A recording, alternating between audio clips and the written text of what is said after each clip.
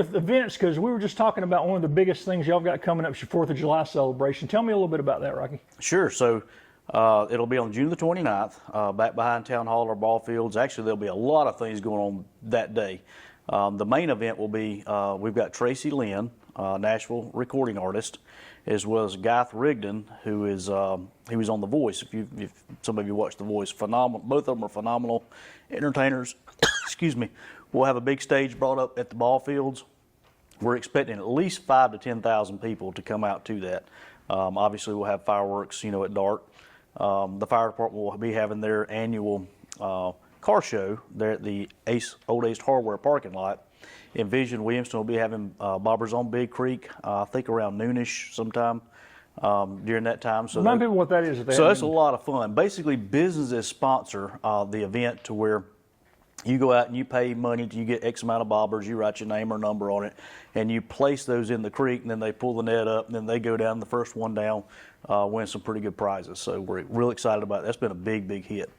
Not many people have a creek that flows through right in the middle of their town, so that's just one more of our amenities that we're able to offer, our residents. And one of the things that makes Williamston unique is that creek. So you'll have that. You have Jukebox 45 playing around before 4 o'clock. So sometime between noon and 4, they'll be playing on the amphitheater. I think they'll have a freedom market. So a lot of things going on that day. June the 29th, you don't want to miss that. This promises to be an epic one, probably our largest event we've ever had in Williamston. So we're super excited. We've got parking will be at the Palmetto Middle School and Palmetto High School, and we have chartered buses to bring people in and back out from that location, that parking location. As you know, with Williamston, parking is going to be very, very limited, especially with the fire department having their car show there in the old Ace Hardware parking lot. So you'll still have the other parking areas, around the Masonic Lodge and the soccer fields and that type of stuff, but those will fill up very, very quickly. So we've got that overflow parking.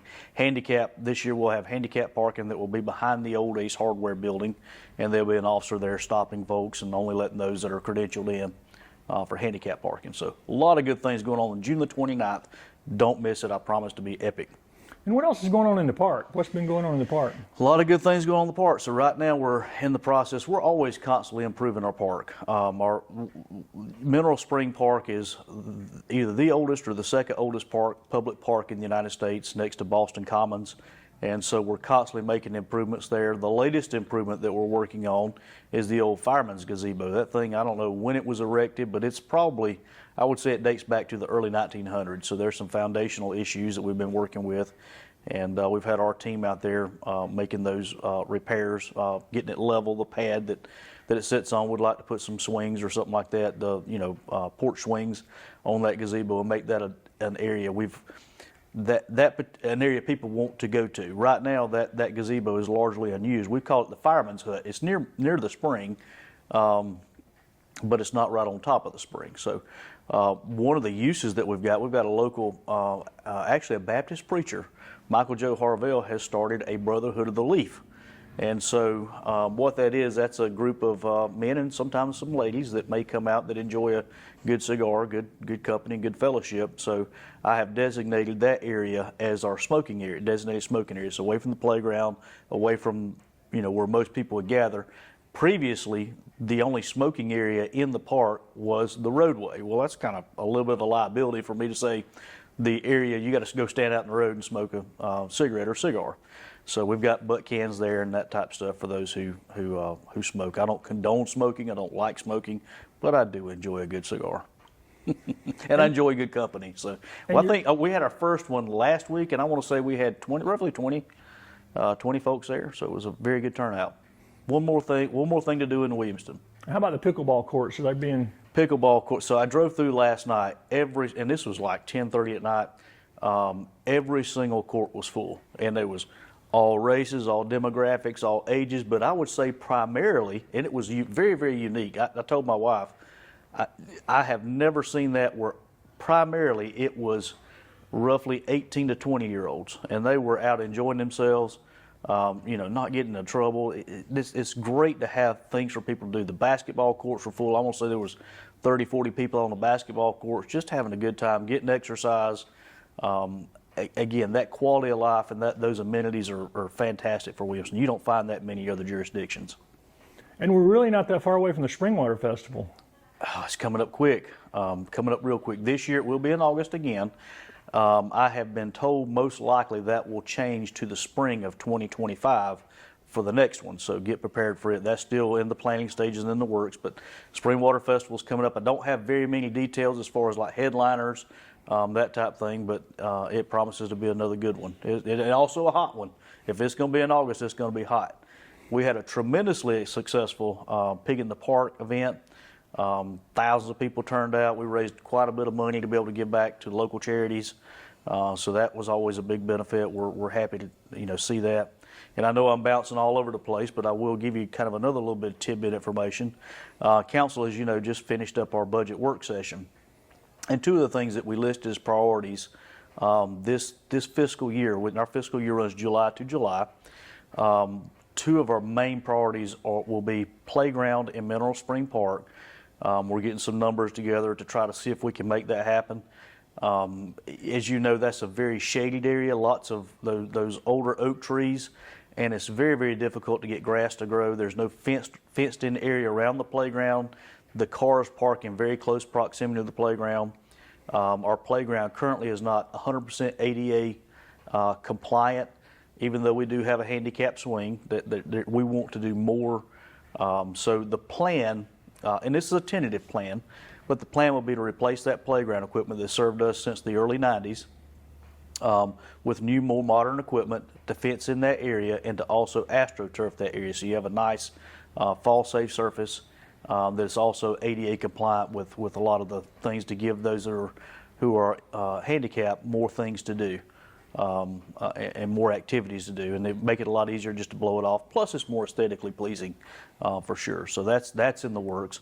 Also, Brookdale Park, we want to make some improvements there. One of the things that we want to improve is that shelter that's there that gets used fairly regularly for primarily for family reunions, that type of thing. And a lot of people don't even know that Brookdale Park, it's over on Crescent Drive off of Bigby in Williamston. That's a historically predominantly African American park back during the days of segregation. Obviously, we don't have segregated parks anymore, but it's a wonderful gym that we have in our community, and just one more amenity that I think we could do a better job of promoting that. So we're looking to replace that shelter. We just had the basketball courts there, brand new goals put up, had the courts restriped. So we want to make some improvements there and make that more marketable to our community to let folks know that is available to them. So that's in the works as well. And back to Mineral Spring Park, just down the path over across from the dog park, you've got some buildings. Any news on the updates on those, the old water? Okay, so we're talking about back behind the fire department, the old Right. water treatment plant. Yeah. So that deal has been made with Big Creek Station LLC. That's the same developers that developed Hampton Station downtown Greenville. Now, what their plan is, they've already started cleanup efforts over there, getting things out, getting the building secured so we don't have vagrants and that type of stuff in and out of that facility, which we've had for years. It hasn't been in use since the early 2000s, so 20 plus years. The first plan and the first step of that is going to be basically creating a gathering spot. So they may have events down there where you have food truck vendors to help promote that area and get people who are interested in occupying a permanent location in there. So those events, I look to start seeing those happen this summer and in the fall. So bringing basically food truck rodeos and maybe having some music and stuff like that out there to really promote that area. The second part of that that'll probably come to fruition a little bit more sooner is going to be the old historic depot that was moved from right back behind where I sit now at the old McDonald's. That's where that depot, I remember when that depot sat there. That was our freight depot for when the train would come right straight through here where Town Hall is. That was moved in the 80s, maybe early 90s, over to its present location over by our ball fields on Big Creek. So that will turn into an event space. We did not have the money to be able to upfit that building, do the things that we wanted to do, paint, deck, make it ADA compliant, that type thing. and we don't have the staff to be able to, if it's an event space, to be able to go clean up, rent it out, all these things. So Big Creek Station, that is a part of it. We did not sell the depot or the property associated with it. What we did is we're leasing that to Big Creek Station. They're going to turn that to a first-class event space. So we're excited about that too. Hopefully, at some point in time, we'd like to see a bridge that goes across that and really takes those two parcels and merges them together into one overall space that people enjoy visiting. The thing that impressed me the most about Big Creek Station, those guys, they said that we're really, really intent and hyper-focused on making that space a destination. And I think I may have used this analogy before. If you live in Simpsonville or Travelers Rest or somewhere, you don't wake up in the morning and say, hey, let's go load up in the car, get the kids, let's go spend the day in Williamston. This could be a game changer to where that could really become a reality, and that's what we want. We want folks that are coming in, spending time, spending their money, and enjoying really all that we have to offer. We're very proud of the amenities that we have. I mean, who would not like to have a 10-acre public park right in the middle of their downtown with a spring, a creek, all the beautiful things that we have to offer?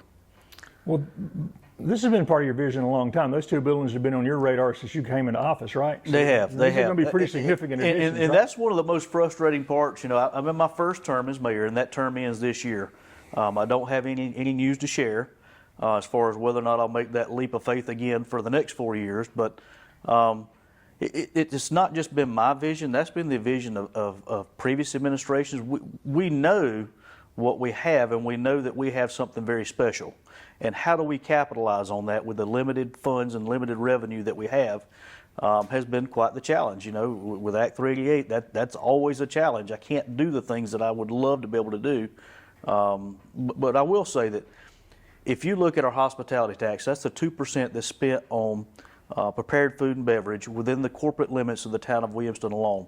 That has went from roughly $180,000 a year to this year, there's $300,000 that we're anticipating in revenue based on last year's numbers. This year, obviously, we've got a few more days to close out this fiscal year. We're over $300,000. So that tells me and our council that what we're doing is working. We're attracting more people in to spend their money at our restaurants, our businesses, fuel stations. What we're doing is working. We have to continue to build on that. In order to take those things that are hidden gems, just like Brookdale Park, our depot, our water treatment plant, old water treatment plant, and bringing those things to life again. And as you're saying, and we've talked about this before, without the hospitality tax, none of these things would really be very far down their paths. We would still have Mineral Spring Park. We would still have Brookdale Park. The problem is those would be wholly funded by general fund revenues, which are extremely limited. We operate on a shoestring budget.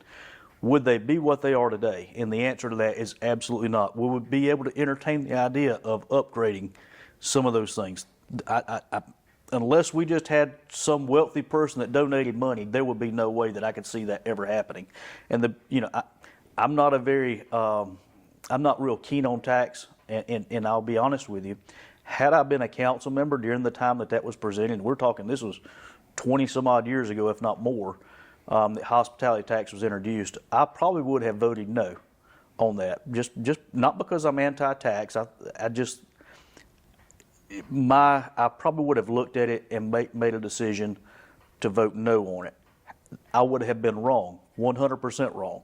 And the reason being, people from all over, had we not had the hospitality tax in place now, the burden of Mineral Spring Park, Brookdale Park, the Pocket Park, all these amenities would be wholly funded by taxpayers of the town of Williamston. There's other people that use that park that don't live in Williamston every day. I would say the vast majority of folks that come to visit our parks and really enjoy all those amenities that Williamston have to offer or actually live outside in the county or other jurisdictions. That helps everybody pay their share to be able to have those amenities. And you mentioned the budget y'all are working on now. Anything else significant you guys have identified in the budget for the coming year? So a couple budget highlights. Again, we have no property tax increase. So that's a wonderful thing. I was glad to be able to do that again this year.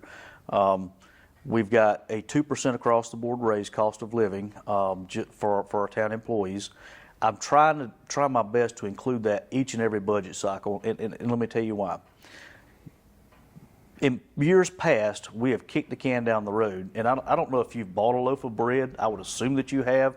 In the last year, 2 years, everything has went astronomically high. And so while that 2% helps, it still does not accommodate for inflation. But in previous times, what we've done is said, well, we'll get to it one day. We'll get to that one day, and we lose good qualified employees. We can't afford to hire other folks to come in, and not only that, we end up having to do a 6% across the board in one big lump sum. That's devastating to a budget. If we can take small bites out of it, keep up with the cost of living, my goal is to keep and retain qualified employees. Anytime you have attrition, you got police officers, firemen, water, sewer guys. Anytime you have people quitting and going other places to make more money, they cost us money in training, in experience, knowing our systems, knowing our community.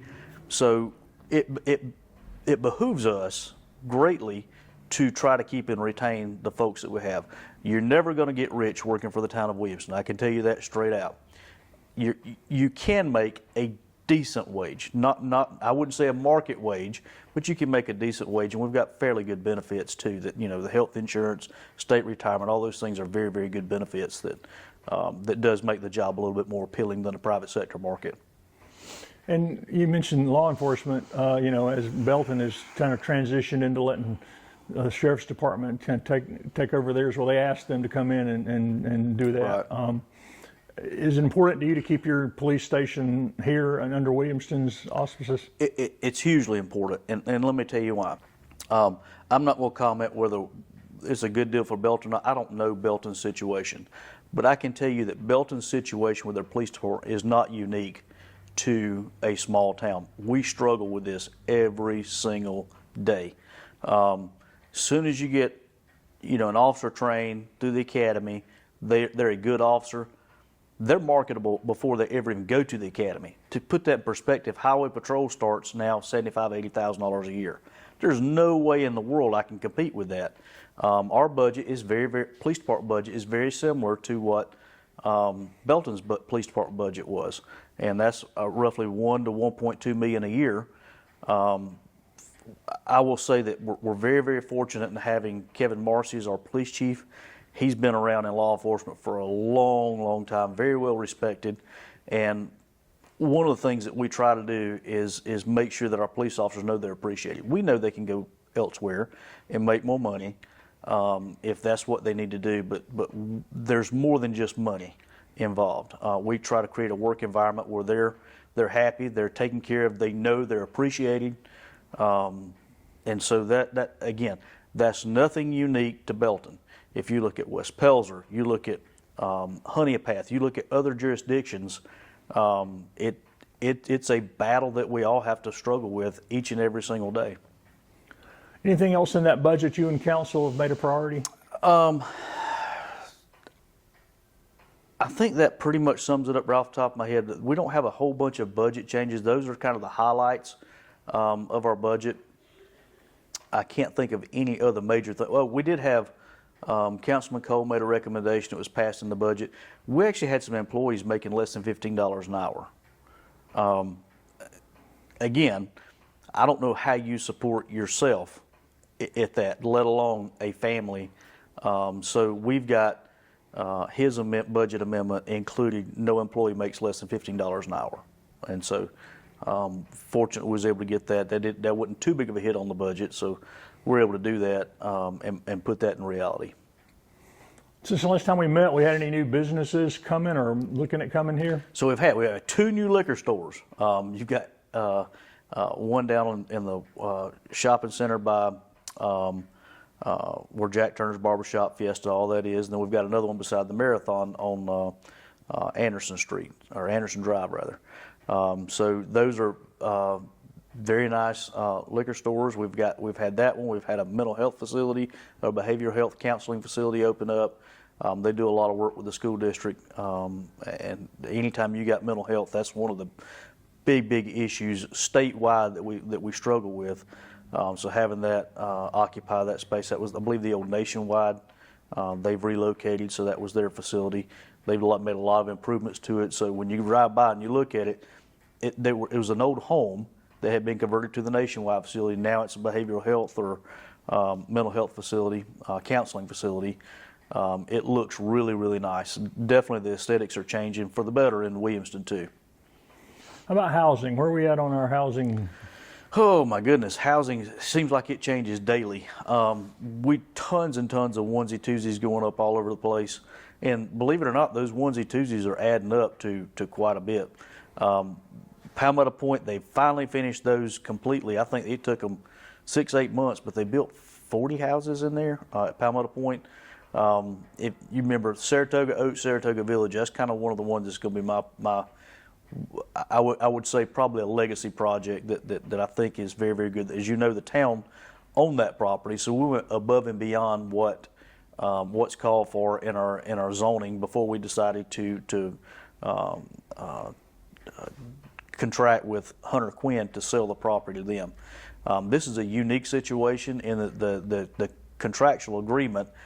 Basically, the town gets X amount of dollars for every lot sold when they get the house constructed.